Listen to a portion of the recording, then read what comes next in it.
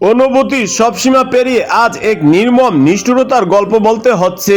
যে মায়ের কোলে শিশুটির পাওয়ার কথা ছিল পৃথিবীর সবচেয়ে নিরাপদ আশ্রয়, সেই মায়ের হাতেই 14 দিন বয়সী এক নিষ্পাপ প্রাণ। আমি বলছি যে কেমন কথা, এরপরে ও কিছুক্ষণ পরে আমি রাগের কথা বলছি, আমি এটা বলি রে, এরপরে আজকে এই অবস্থা।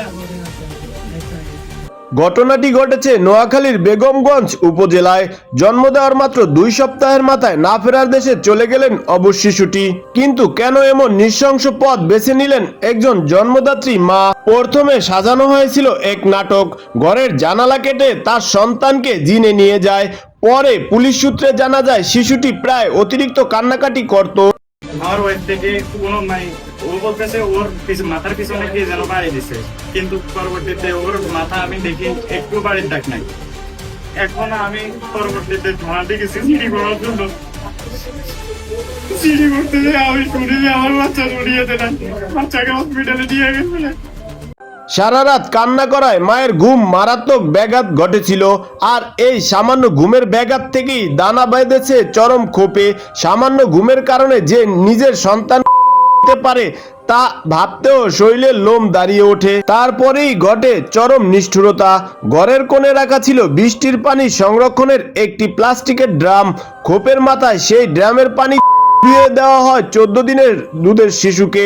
আকুপাকু করে নিঃশ্বাস নেওয়ার চেষ্টা করেছিল। হয়তো অবশ শিশুটি চিৎকার করে কেঁদে হয়তো মায়ের কাছেই বাঁচতে চেয়েছিল, কিন্তু পাষাণ মায়ের হৃদয়ে বিন্দুমাত্র দয়া হয়নি।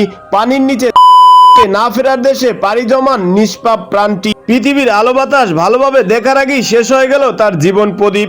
মৃত্যুর পর ঘটনাটি সাধারণ দুর্ঘটনা হিসেবে চালিয়ে দেওয়ার চেষ্টাও করা হয়েছিল, কিন্তু সত্য কখনো চাপা থাকে না। পারিপার্শ্বিক পরিস্থিতি দেখে পরিবারের মানুষের সন্দেহ হলে খবর দেওয়া হয় স্থানীয়গঞ্জ থানা পুলিশকে। পুলিশ ঘটনাস্থলে এসে শিশুটির লাশ উদ্ধার করে এবং প্রাথমিক জিজ্ঞাসাবাদের জন্য আটক করে ঘাতক মাকে। পুলিশের তিক্ত জিজ্ঞাসাবাদের মুখে ভেঙে পড়ে সেই নারী। স্বীকার করেন কিভাবে নিজ হাতে সন্তানকে হত্যা করেছেন। এই নির্মম সত্য সামনে আসতেই স্তম্ভ হয়ে যায় পুরো এলাকা।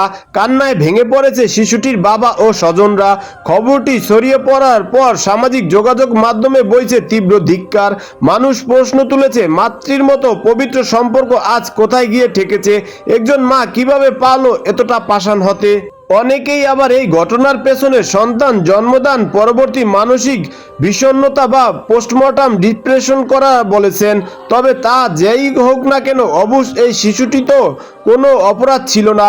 সে শুধু চেয়েছিল একটুখানি ভালোবাসা আর বেঁচে থাকার সুন্দর পৃথিবী। পুলিশ ইতিমধ্যে আইনগত ব্যবস্থা গ্রহণ করেছে এবং নিহত শিশুর লাশ ময়না তদন্তের জন্য পাঠিয়েছে।